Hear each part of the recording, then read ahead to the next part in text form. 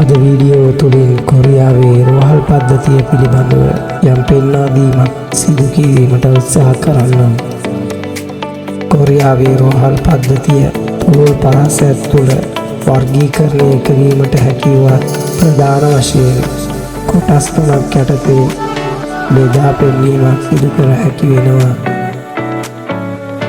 අංක 1 විශාලත්වය අනුව, අංක 2 යම්කිසි අංශයක් සඳහා විශේෂීකරණය කරන ලද රෝහල්, අංක 3 අධිකාරීත්වය අනුව පවත්වාගෙන යන රෝහල් ලෙස කොටස් තුනක් පෙන්වා දීමට හැකි වෙනවා.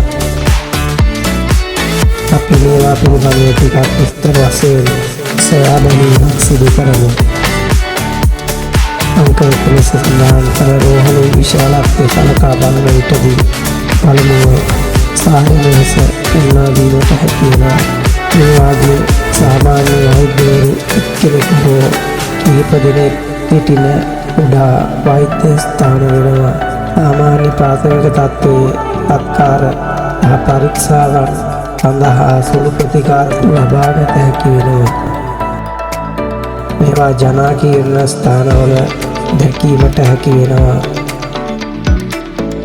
එවැනි කුඩා ප්‍රමාණයේ රෝහල් ආයනවලට වඩා ප්‍රමාණයෙන් විශාල නිවාසික සහ බාහිර රෝගී අංග සේවා දෙකම ලබා ගැනීමට මේවායේදී හැකි වෙනවා.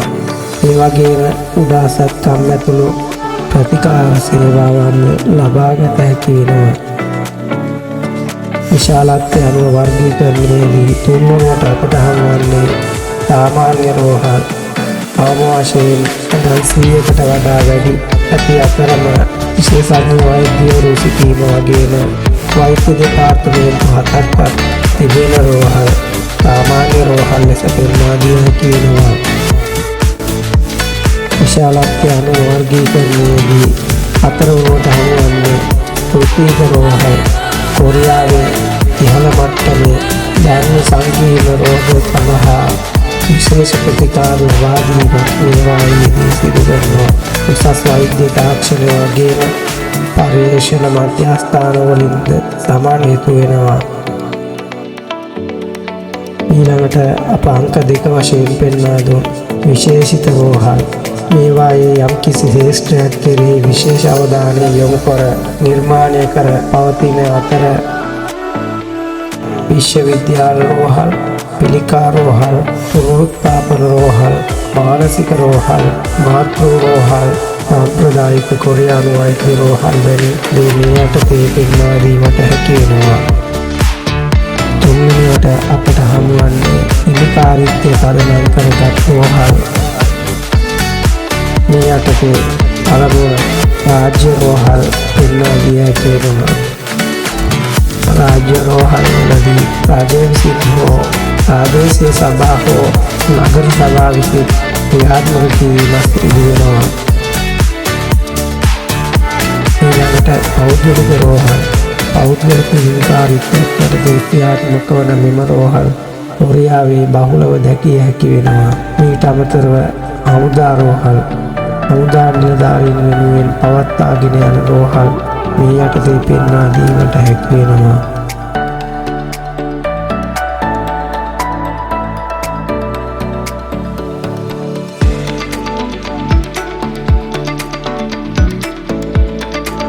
ඉහත වර්ගවලට බෙදා වෙන් කළ කොරියාවේ රෝහල් පද්ධතිය අතරින් අද අපි පුසාන් පාලන ප්‍රදේශයට අයත් යන්සාන් ප්‍රදේශයේ පිහිටා තිබෙන පුසාන් ජාතික විශ්වවිද්‍යාලයේ රෝහල වෙත ගිහින් බලමු. 2008 වසරේදී ආරම්භ කර ඇති මෙම රෝහල වර්ගමීටර් 2,31,000ක් වැනි ඉතා විශාල භූමි ප්‍රදේශයක් පැතිර පවතින අතර කොරියාවේ ඇති පළමු පුළුල් වෛද්‍ය සංකීර්ණය වගේම ලෝකයේ එකම පුළුල් විශ්වවිද්‍යාල රෝහල් සංකීර්ණය මෙය වෙනවා.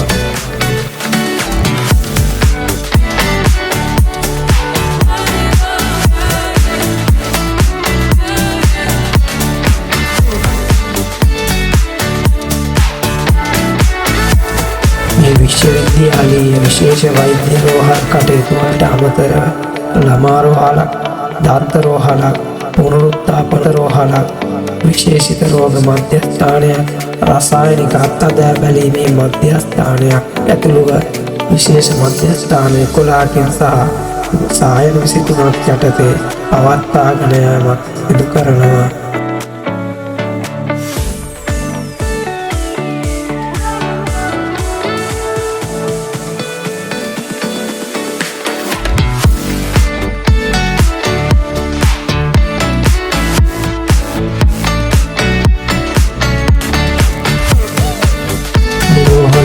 විශේෂත්වය නම් රෝගීන්ගේ ආරක්ෂාවට ප්‍රමුඛතාවයක් ලබා දී ඇති අතරම ඒ සනාථ කිරීමට 2013 වසරේදී JCA ජාත්‍යන්තර සමාගම විසින් ලෝපවතින ආරක්ෂිතම රෝහල ලෙස පෙන්වා දීමක් සිදු කරනවාදී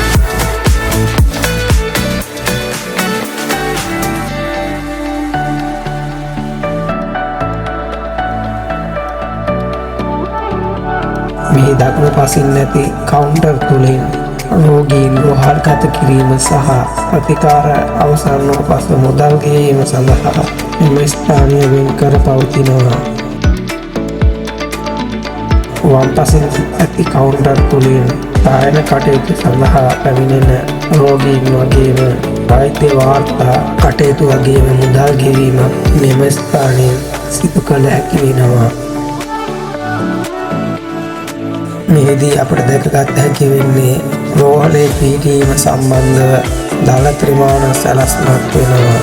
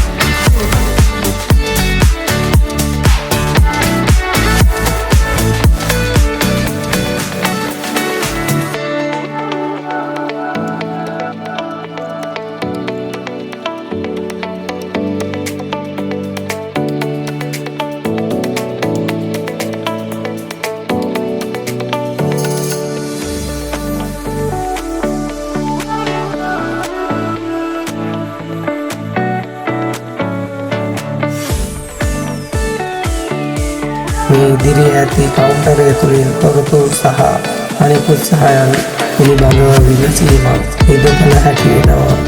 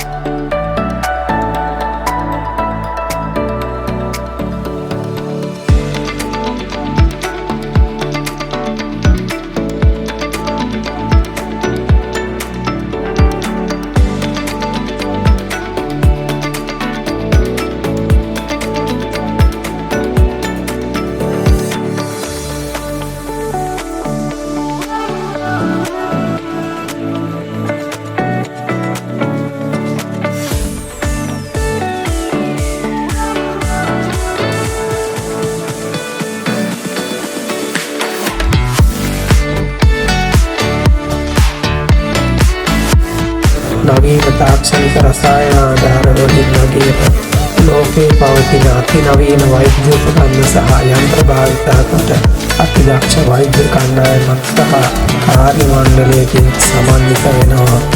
මෙම රෝහල තුළ පහසු වෙනත් 1280ක ධාරිතාවයකින් සහ පුද්ගලයන් 3671 දෙනෙකු නිරේතුව සිටිනවා.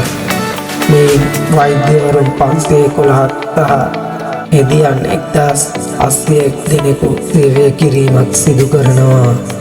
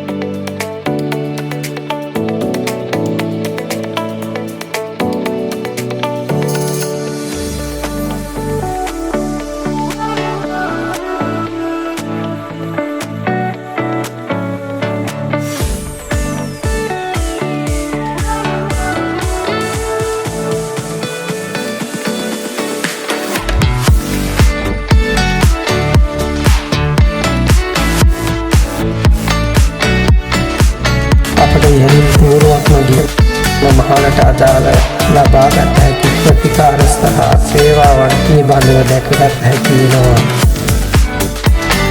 ඒ වගේම මෙම සෑම මහලකදීම ඇපෙල්ලීමේදී ඉදිරියේ කවුන්ටරයක් දැකගත හැකි වෙනවා.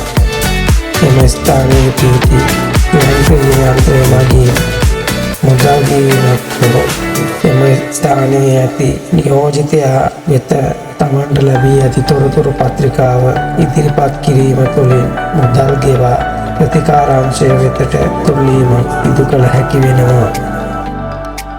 ඉන්පසුව වෛද්‍යවරයා හමුවීමට තමන්ට අදාළ අංශය වෙත යාමෙන් පසුව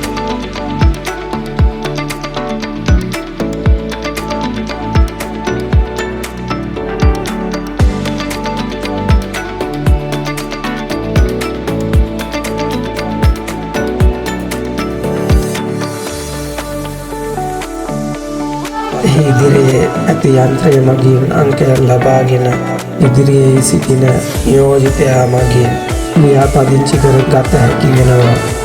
ඉන්පසුව රූපවාහිනී තිරයේ නම සඳහන් වූ පසුව වෛද්‍යවරයා හමුවීමට ඔවුන් විසින් යොමු කිරීමක් සිදු කරනවා.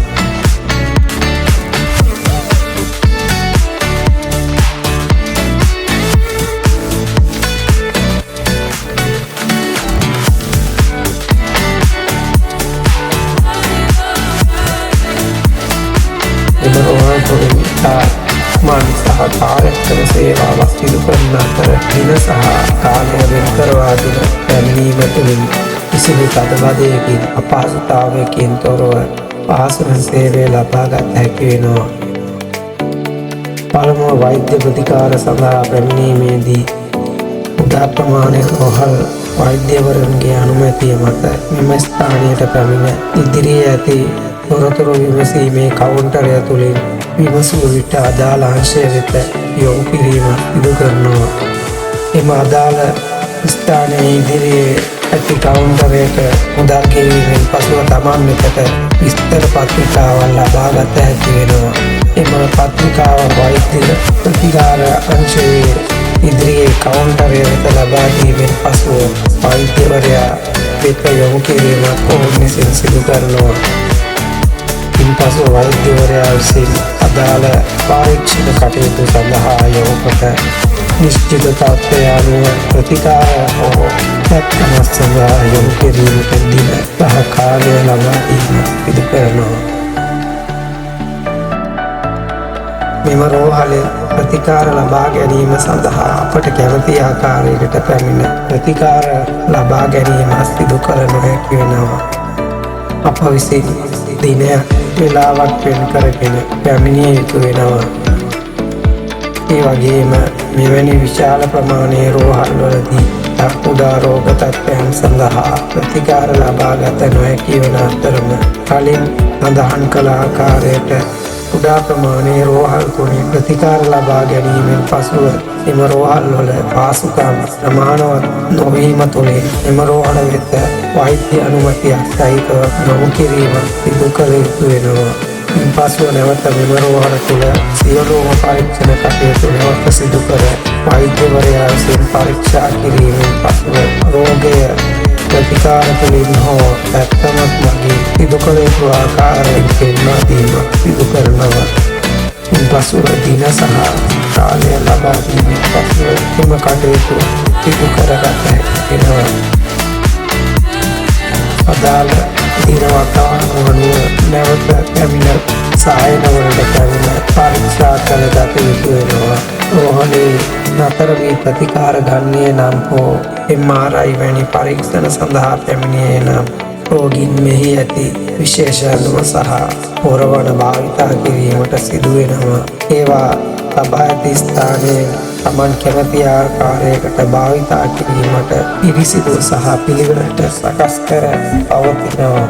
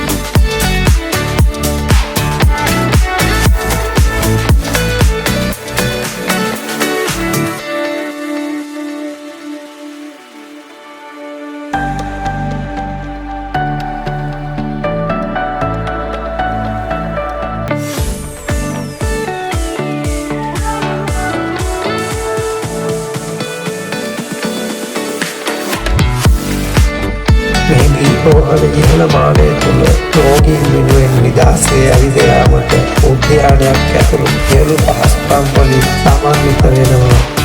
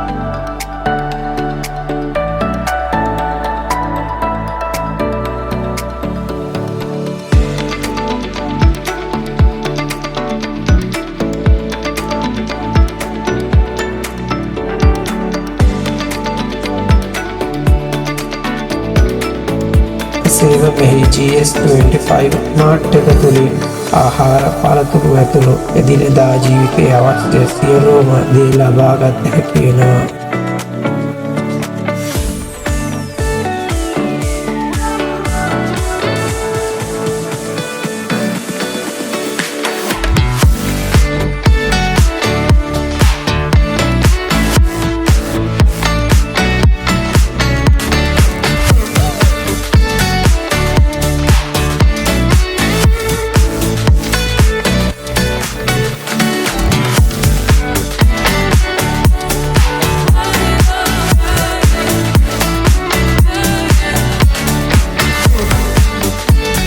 තවද විවිධාකාරයේ ආපන ශාලා, කොෆි ෂොප්, ඉස්තරහාන් වැනි සියලුම දේ දැකිය හැකි වෙනවා.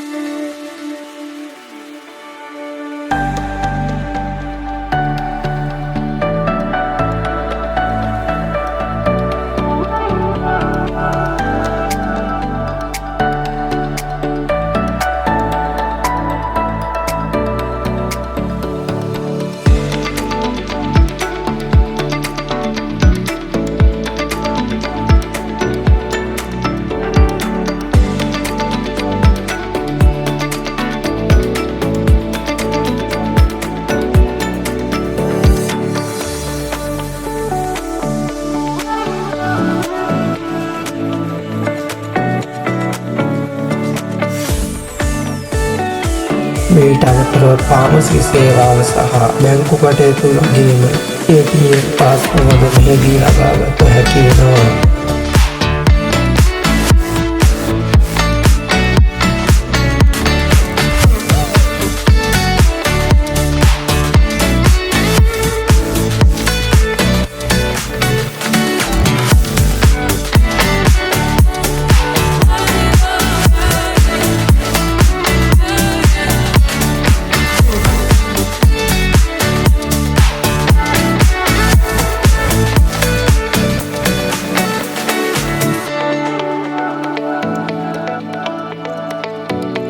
ඊළඟට මෙම රෝහල් පරිශ්‍රය තුළ දැකිය හැකි විශේෂිත සේවාව නම් විශාල භූමි ප්‍රදේශයක් පුරා පැතිර පවතින වාහන රථගාල කොරියාවේ සෑම ආයතනයක්ම සම්බන්ධව මෙවැනි විශාල ප්‍රමාණයේ රථගාල දැකිය හැකි වෙනවා.